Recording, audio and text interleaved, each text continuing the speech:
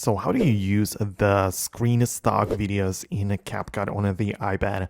Let's get started. If you are new on this channel, most definitely subscribe so you do not miss tutorials like this one.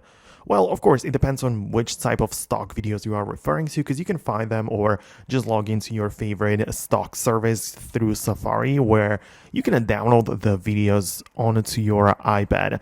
But the whole point is that you need to put the video inside of the Photos app, because this is the only place where Capcut has access, right? So if you download and save the video to the Files app, you will have to move it to the Photos app for Capcut to access it. So if you have it within the files, you can hold down on the individual clips or photos and click on a share, and then click on the option to save it, right? So you'll be able to save it to the Photos app, and again, your iPad will be able to access it.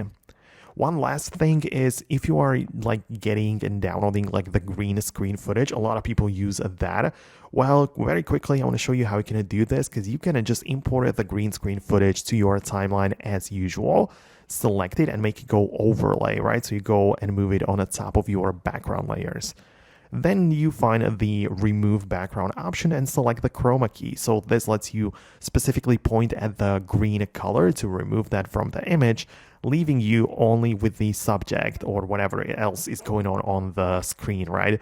So that's how you can like remove the background of green screen stock footage or anywhere else, right? So I just try to cover the most common things. So it kind of depends on what you are like referring to. So if you have something specific, let me know about that below in the comments. Thanks a lot for watching, and I'll see you later in the next videos as well.